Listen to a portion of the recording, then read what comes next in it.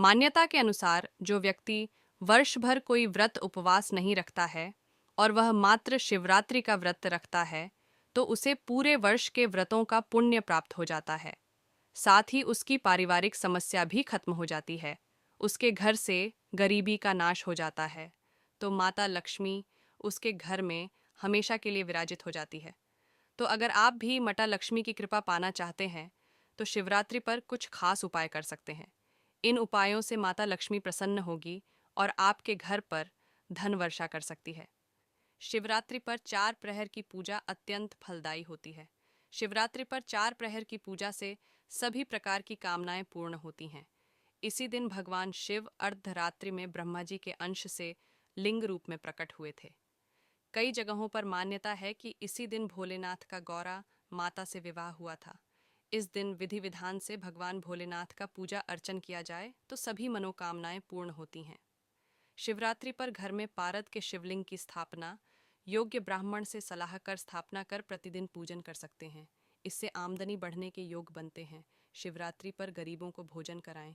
इससे घर में कभी अन्न की कमी नहीं होगी और पितरों की आत्मा को शांति मिलेगी।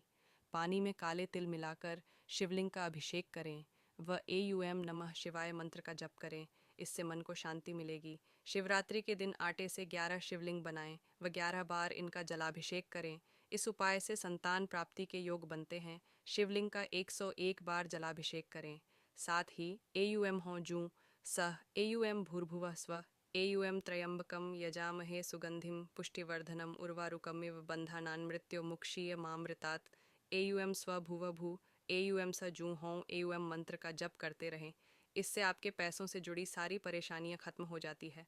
शिवरात्रि पर 21 बिल्व पत्रों पर चंदन से एयूएम नमः शिवाय लिखकर शिवलिंग पर चढ़ाएं। इससे इच्छाएं पूरी हो सकती हैं और साथ ही इससे कर्ज नाश हो जाता है और आपके पास पैसा आने के नए नए मार्ग खुलने लग जाते हैं और आपका पैसा भी आपके पास रुकने लग जाता है। शिवरात्रि पर नंदी बैल को हरा चारा खिलाएं। इससे जीवन में सुख समृद्धि आएगी और परेशानियों का अंत होगा और साथ ही पैसों को लेकर आ रही प्रॉब्लम भी खत्म हो जाती है। शिवरात्रि पर भगवान शिव को तिल व जौ चढ़ाएं। तिल चढ़ाने से पापों का नाश व जौ चढ़ाने से सुख में वृद्धि होती है। अगर विवाह में अड़चन आ रही है तो शिवरात्रि के दिन शिवलिंग पर केसर मिलाकर दूध चढ़ाएं। जल्दी ही विवाह हो सकता है। हनुमान जी भगवान शिव के ही अंशावतार माने गए हैं। शिवरात्रि पर हनुमान चालीसा का पाठ करने से हनुमान जी और शिव जी प्रसन्न होते हैं। इनकी कृपा से भक्त की सभी परेशानियां दूर हो सकती हैं। किसी सुहागिन को सुहाग का सामान उपहार में दें। जो लोग यह उपाय करते हैं उनके वैवाहिक जीवन की समस्याएं दूर हो सकती हैं। सुहाग का सामान जैसे लाल साड़ी, लाल चूड़ियाँ, कुमकुम आदि दें। ऐसा करने से आपके पति की आयु लंबी होती है और आपके दाम्पत्य संबंधों में मधुरता बनी रहती है। मछलियों को आटे की गोलियां खिलाएं। इस दौरान भगवान शिव का ध्यान करते रहें। इससे धन की प्राप्ति होती है। महादेव का पावन महीना यानी सावन की शुरुआत हो चुकी है। साथ आने वाली सावन शिवरात्रि का भी अपना अलग महत्व होता है और इस दिन किए गए बहुत से उपाय आपकी किस्मत चमका सकते हैं, क्योंकि शिव पुराणों में भी बहुत से ऐसे उपायों का उल्लेख किया गया है जिनको करने से हमारी सभी मनोकामना पूर्ण हो जाती है। साथ ही हमारे घर में जितनी भी समस्या होती है सभी खत्म हो जाती है। तो ऐसे में शिवरात्रि पार बहुत से ऐसे उपाय होते हैं जिनको करने से सुख समृद्धि का वास होता है। तो चलिए बात करते हैं ऐसे ही कुछ खास उपायों का। शिवरात्रि के उपाय। शिवलिंग का पंचामृत से अभिषेक करना बहुत फलदायी माना जाता है, क्योंकि पंचामृत में समस्त संसार की शक्ति समागित होती है और उससे महादेव बहुत ही प्रसन्न होते हैं। महाशिवरात्रि के प्रथम पहर में संकल्प करके दूध से स्नान के बाद एयूएम ही ईशानाय नम का जाप करें। द्वितीय प्रहर में दधि स्नान करके एयूएम ही अघोराय नम का जाप करें। तृतीय पहर में धृत स्नान एवं मंत्र एयूएम ही वामदेवाय नम का जाप करें। फिर चतुर्थ पहर में मधु स्नान एवं एयूएम ही सद्योजाताय नमः मंत्र का जाप करें। आपको बता दें कि हर पहर में पूजा पाठ और मंत्र जाप का अलग ही महत्व होता है, क्योंकि हर पहर में अलग अलग शक्तियाँ समाहित होती हैं। मनोकामना पूर्ति का उपाय। शिव पुराण के अनुसार अगर आपके मन की कोई इच्छा अधूरी है और उसे आप हर हाल में पूरा करना चाहते हैं, तो महाशिवरात्रि के दिन अपने सीधे हाथ में एक काली मिर्च और 7 काले तिल लेकर मन ही मन अपनी मनोकामना भगवान शिव का ध्यान करते हुए कहें और शिवलिंग पर ये काली मिर्च और काले तिल अर्पित कर दें। इस उपाय से अगली आने वाली मासिक शिवरात्रि तक आपकी मनोकामना पूरी हो सकती है। तो चलिए दोस्तों, अब बात करते हैं मनोकामना पूर्ति करने का। एक महा उपाय किसी समस्या को दूर करने के लिए उपाय अपनी किसी इच्छा को कागज पर लिखें।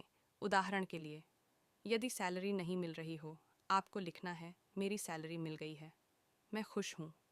इसे लाल पेन से एक कागज पर लिखें और उस कागज को मोड़कर शिवरात्रि वाले दिन घर से बाहर जमीन में दबा दें। साथ ही उस जगह पर एक पौधा लगा दें और रोजाना पानी दें। इसके अलावा 5 मुखी रुद्राक्ष को पानी से साफ करके सुखा लें। सूखने के बाद इसे अपने बाएं हाथ में रखें और दाएं हाथ से बंद करके अपनी सारी इच्छाएं बोल दें। सही मन में सोचें कि यह मेरा एक जादुई रुद्राक्ष है जो मेरी सारी इच्छाओं को पूरा करेगा। इसके बाद इसे कहीं सुरक्षित जगह पर रख दें और दिन में एक बार ज़रूर देखें।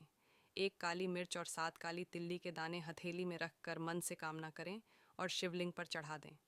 ऐसा करने से आपकी मनोकामना ज़रूर पूरी होगी। शिवरात्रि के दिन 21 बेलपत्र लेकर सभी पर चंदन से एयूएम नमः शिवाय लिखकर शिवलिंग पर अपनी इच्छा बोलते हुए हर साल सावन माह के साथ कांवड़ यात्रा की भी शुरुआत हो जाती है। कांवड़ यात्रा करने वाले शिव भक्तों के लिए यह किसी तीर्थ यात्रा से कम नहीं होता है। इस यात्रा को हर कांवड़ पैदल चलकर पूरी करता है। कांवड़ लाने वाले भक्तों को कांवड़ियों के नाम से जाना जाता है। अगर इस सावन आप अपनी पहली कांवड़ यात्रा करने जा रहे हैं तो पहले ही जान लें कितनी तरह की होती है कांवड़ यात्रा और क्या है कांवड़ यात्रा से जुड़े ज़रूरी नियम। इस दिन से शुरू हो रही है कांवड़ यात्रा। इस साल सावन माह की शुरुआत 22 जुलाई 2024 से हो रही है। ऐसे में कांवड़ यात्रा की शुरुआत भी इसी दिन सोमवार से होगी, जिसका समापन 02 अगस्त 2024 को सावन शिवरात्रि के साथ होगा। तो चलिए अब जानते हैं कि आखिर कितने प्रकार की कांवड़ होती है। 4 तरह की होती है कांवड़। अगर आप पहली बार कांवड़ लेकर जा रहे हैं तो आपको इस बात की जानकारी ज़रूर होनी चाहिए कि कांवड़ एक नहीं बल्कि 4 तरह की होती है और हर कांवड़ के अपने अलग नियम और महत्व होते हैं। इन 4 कांवड़ के नाम हैं सामान्य कांवड़, डाक कांवड़, खड़ी कांवड़, दांडी कांवड़, सामान्य कांवड़। सामान्य कांवड़ वाले कांवड़ियों के लिए ज़्यादातर जगहों पर पंडाल लगे होते हैं, वहाँ वो अपनी कांवड़ रख कर आराम कर सकते हैं। साथ ही इस कांवड़ में सभी भक्त बहुत आराम से और मौज मस्ती और भोले बाबा के गुणगान करते हुए लेकर आते हैं। डाक कांवड़। डाक कांवड़ ले जाने वाले कांवड़िए बिना रुके लगातार चलते रहते हैं। जहाँ से गंगा जल भरा हो और जहाँ जलाभिषेक करना हो वहाँ तक उनको लगातार चलते रहना होता है। और इस कांवड़ में बड़ी ही सावधानी बरतनी पड़ती है क्योंकि यही कांवड़ सुपरफास्ट होती है। बहुत से लोग इस कांवड़ को समय बोल कर भी लाते हैं और इस कांवड़ में एक भक्त हमेशा कांवड़ को लेकर भागता रहता है। इस कांवड़ यात्रा में कांवड़ खंडित होने का कारण बहुत ज़्यादा होता है, इसलिए भक्त इस कांवड़ को बहुत ही सावधानी से लाया जाता है। खड़ी कांवड़ ले जाने वाले कांवड़िए जब आराम करते हैं तो उनके साथी अपने कंधों पर उनकी कांवड़ लेकर चलते हैं और इस तरह से ये कांवड़ हमेशा कजड़ी कांवड़ बोली जाती है। दांडी कांवड़। दांडी कांवड़ को सबसे मुश्किल कांवड़ माना जाता है। इस यात्रा को करने में कांवड़ियों को कम से कम 1 महीने का समय लगता है। दांडी कांवड़ में कांवड़िए को बोल बम के जयकारे के साथ दंडवत करते हुए यात्रा करनी होती है। वह घर से लेकर नदी तट तक और उसके बाद जल लेकर शिवालय तक दंडवत करता हुआ जाता है। कांवड़ यात्रा के नियम। कांवड़ यात्रा के दौरान भक्तों को नशे, मांस, मदिरा या तामसिक भोजन से दूर रहते हुए सात्विक भोजन करना चाहिए। कांवड़ यात्रा के दौरान इस बात का भी खास ख्याल रखा जाता है कि यात्रा के दौरान कांवड़ को ज़मीन पर न रखा जाए। ऐसा होने पर कांवड़ यात्रा अधूरी मानी जाती है। कांवड़ को हमेशा स्नान करने के बाद ही स्पर्श किया